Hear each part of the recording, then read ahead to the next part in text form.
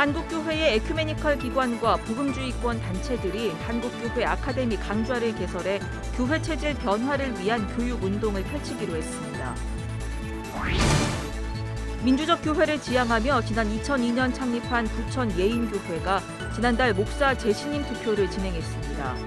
예인교회는 담임 목사를 대상으로 6년마다 한 번씩 재신임 투표를 진행하는 등 민주적인 교회를 추구하고 있습니다. 변화하는 세상을 이해하는 데 도움을 주는 통계 자료를 들려드리는 목회앤데이터. 오늘은 기독 청년들의 가치관을 살펴봅니다. 여러분 안녕하십니까? CBS 뉴스입니다. 코로나19 사태를 겪으며 세상과의 소통에서 취약한 모습을 드러내고 있는 교회가 사회로부터 신뢰를 다시 얻기 위해 복음의 총체성을 회복해야 한다는 지적이 나오고 있습니다. 한국교회의 에큐메니컬 기관과 복음주의 단체들이 한국교회 아카데미 강좌를 개설해 교회 체질 변화를 위한 교육운동을 펼치기로 했습니다. 최경배 기자가 전합니다. 교회와 지역사회 속에서 하나님 나라의 가치, 복음의 가치로 삶을 살아가도록 돕는 교육운동이 시작됩니다. 기독교 환경운동연대와 평화통일연대, 기독교 갈등전환과 화해센터, 한국기독교교회협의회 교육위원회와 기독교사회봉사위원회, 한국기독교 목회지원네트워크는 다음 달 8일부터 6개 분야 교육과정을 담고 있는 한국교회 아카데미를 개강합니다. 이들 단체들이 교육운동에 힘을 모은 것은 코로나19 사태 속에서 사회에 비춰진 교회의 모습이 그리 건강하지 못하다는 자성이 있었기 때문입니다. 코로나19 시대를 극복하는 과정에 한국교회 일각이 보여준 제도교회 중심주의와 냉전적 정치 저항은 한국교회를 시대정신과 역행하며 세상과의 소통에서 낙오한 채 나르시시즘에 빠져 섬처럼 떠도는 일탈된 종교단체로 낙인 찍고 있습니다. 계몽이 필요한 상황이 연출되고 있는 것입니다. 그리스도인들이 교회 일치와 사회적 연대의식을 갖고 정의와 평화, 생명에 기초한 삶을 살아가고 민주시민으로서 건강한 사회 일원이 되도록 돕는 것이 한국교회 아카데미의 목적입니다. 한국교회 아카데미는 평화통일 아카데미와 생태정의 아카데미, 화해문화 아카데미, 디아코니아 아카데미, 인문학 아카데미, 에큐메니컬 아카데미 등 6개 과정으로 진행됩니다. 각 과정마다 20명 내외의 인원을 모집하며 대면 수업과 비대면 수업을 병행해 11월까지 2학기 일정으로 진행됩니다. 한국교회 아카데미는 진보로 인식되는 에큐메니컬 단체와 보수로 여겨지는 복음주의 단체가 함께 힘을 모았다는 점에서 주목됩니다. 진보와 보수를 뛰어넘어 복음의 총체성을 회복해 그리스도인들이 사회 곳곳에서 흩어진 교회로서 온전한 삶을 살아가도록 폭넓은 교육을 진행한다는 계획입니다. 아카데미가 설정한 6개 분야가 복음의 총체성을 다 커버한다고 할 수 없지만은 그러나 그동안에 우리가 관심을 가져왔던 많은 영역들이 포괄되어 있고 이런 측면에서 우리가 열매를 맺는다면 그동안에 우리 한국 교회의 약점들이 보수와 진보를 뛰어넘어서 복음의 본질로 돌아가는 그러한 그 결과를 가져오리라라는 기대감을 저는 가지고 있습니다. 한국교회 아카데미는 많은 목회자와 교인들이 코로나19 시대를 겪는 과정에서 기독교적 가치를 사회 속에서 어떻게 드러낼 것인지 심각하게 고민하게 됐다면서 그 해답을 찾아가는 교육이 필요하다고 강조했습니다. 한국교회 아카데미는 향후 각 지역사회 특성과 요구에 따라 교육 프로그램을 제공하는 등 한국교회 본질 회복을 위한 교육운동을 적극 펼쳐나가겠다고 밝혔습니다. CBS 뉴스 최경배입니다. 민주적 교회를 지향하며 지난 2002년 창립한 부천 예인교회가 지난달 31일 목사 재신임 투표를 진행했습니다. 예인교회는 담임 목사를 대상으로 6년마다 한 번씩 재신임 투표를 진행하는 등 민주적인 교회를 추구하고 있습니다. 이순규 기자의 보도입니다. 지난 2002년 창립한 부천 예인교회가 세 번째 목사 재신임 투표를 실시했습니다. 정회원 제도가 있는 예인교회는 300여 명의 출석 교인이 있지만 이 중 재신임 투표를 할 수 있는 정회원은 190여 명입니다. 190여 명 중 130여 명이 투표를 했고 이 중 120여 명이 재신임에 찬성했습니다. 재신임을 받은 정성규 목사는 2026년 7월까지 예인교회 담임 목사직을 수행합니다. 코로나19 상황인 점을 감안해 투표는 우편으로 이루어졌습니다. 예인교회는 6년마다 담임 목사 재신임 투표를 합니다. 이 투표에서 3분의 2 이상 신임을 얻지 못하면 담임 목사는 떠나야 합니다. 예인교회는 2002년 창립 당시부터 민주적인 교회를 표방했습니다. 정성규 목사는 목사에게 모든 권력이 집중되지 않도록 사소한 것에서부터 노력했습니다. 대표적인 예로 교회 운영은 교인들로 이루어진 운영위원회가 맡습니다. 담임 목사를 비롯한 목회자들은 이 운영위원회에 참여하지 않고 투표권도 없습니다. 저는 이제 우리 교회에서 이렇게 투표권이나 이런 걸 없앴어요, 전부 다. 그러니까 이거 상징적인 건데 제가 뭐 저 한 표를 없앤다고 무슨 영향이 큰 건 아닌데 목사가 결정하지 않고 우리 교인들이 결정한다. 그리고 목사는 그 교인들의 결정을 존중해서 따른다. 정성규 담임 목사를 비롯한 목회자들은 오로지 목회에만 신경을 씁니다.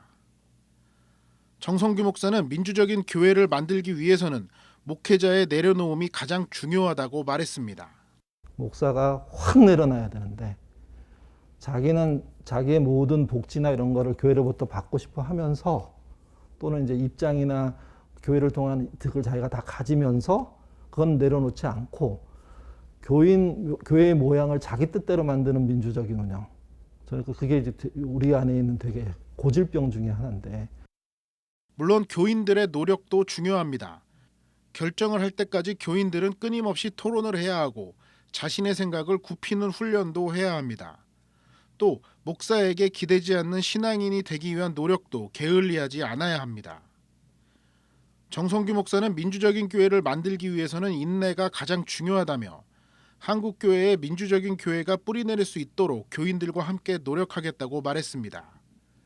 CBS 뉴스 이승규입니다.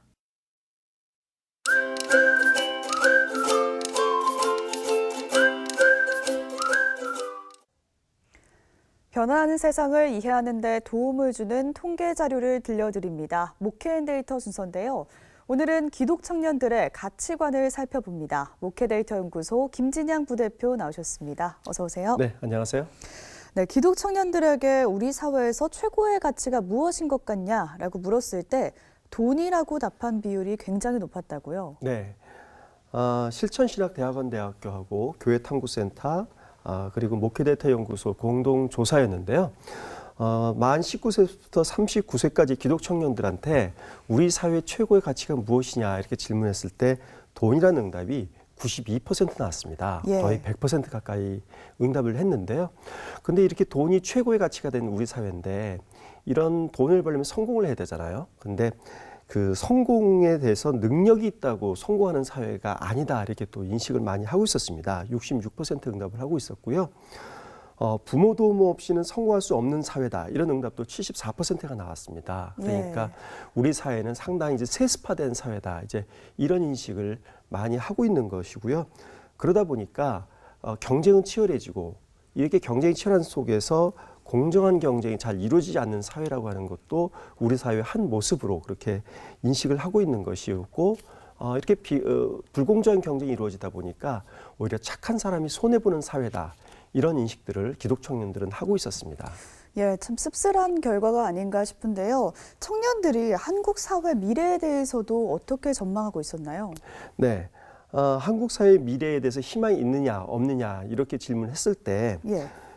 희망이 있다라고 응답한 비율이 57%, 희망이 없다고 응답한 비율이 33%였어요. 그래서 희망이 있다는 비율이 2명 가운데 1명 정도 좀 높긴 했는데 근데 여기서 우리가 주목해 봐야 될 것은 아직 그 젊은 청년들이 그 2명 중에 1명 정도만 희망이 있다고 얘기를 하고 3명 가운데 1명 정도는 희망이 없다고 이야기하고 있다는 점이죠. 이렇게 보면 희망이 없다고 응답한 비율이 비록 33%로 좀 낮긴 하지만 청년들이라는 관점에서 보면 이것도 결코 낮은 비율은 아니다.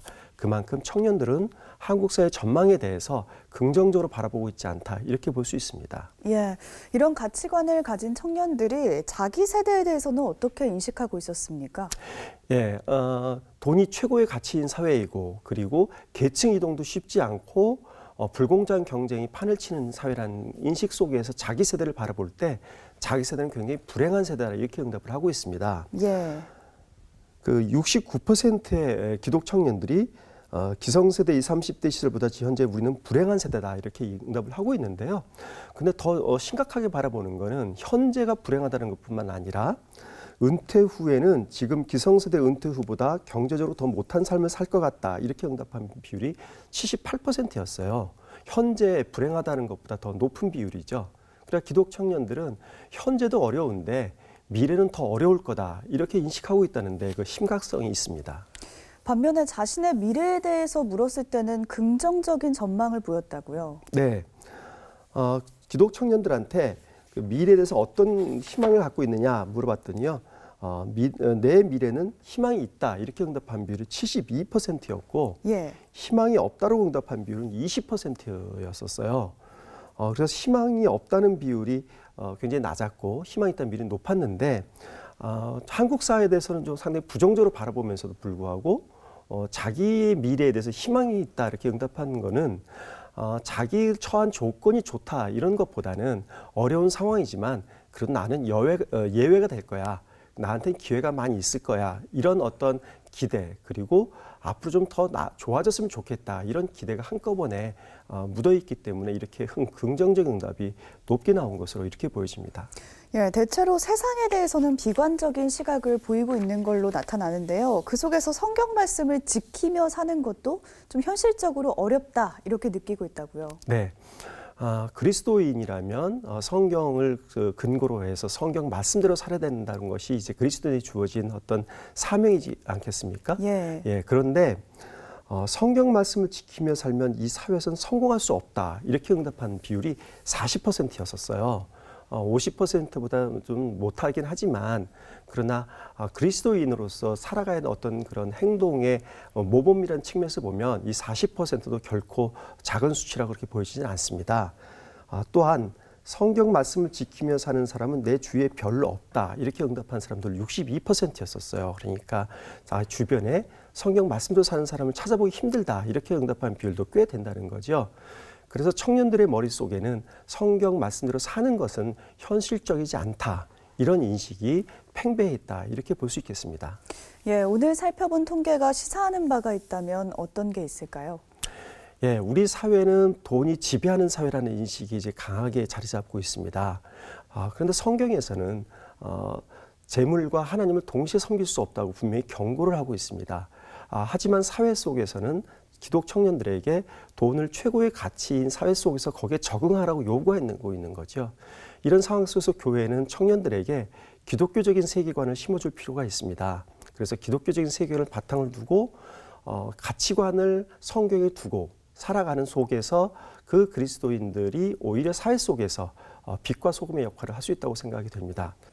예, 우리 교회와 신앙인들이 구별된 삶을 살아갈 수 있도록 노력해야겠습니다. 오늘 말씀 여기까지 듣겠습니다.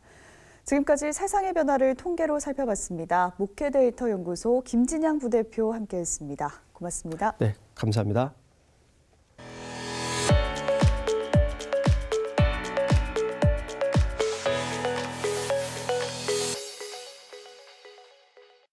간추린 지역교계 소식입니다. 원주시 기독교연합회가 신임 회장 정운찬 목사의 취임 감사 예배를 드렸습니다. 대구 경북 사랑의 쌀 나누기 운동협의회는 어려운 이웃들을 위해 20kg의 쌀 500포대를 기부했습니다. 원주시 기독교연합회가 신년 할애 예배와 제57대 회장 원일장로교회 정운찬 목사의 회장 취임 감사 예배를 드렸습니다.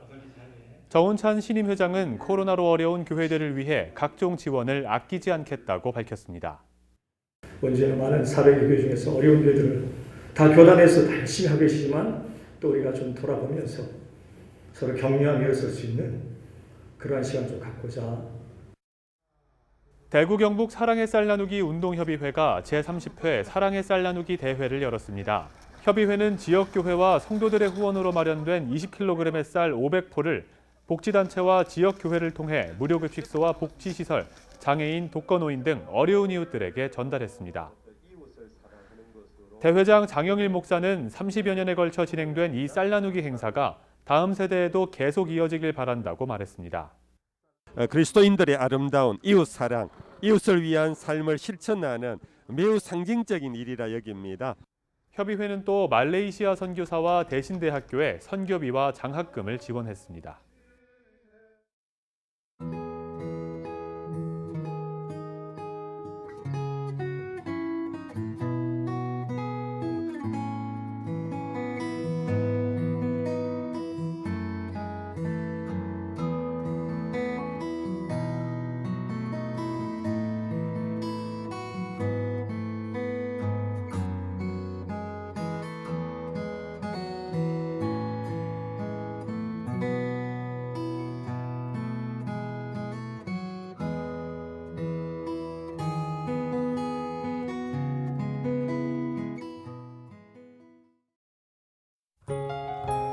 날씨입니다. 내일은 아침 기온이 중부 내륙을 중심으로 크게 떨어져 춥겠습니다.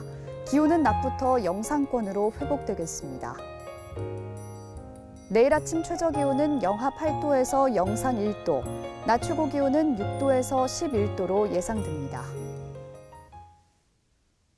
이상으로 뉴스를 마칩니다. 함께해 주신 여러분 고맙습니다.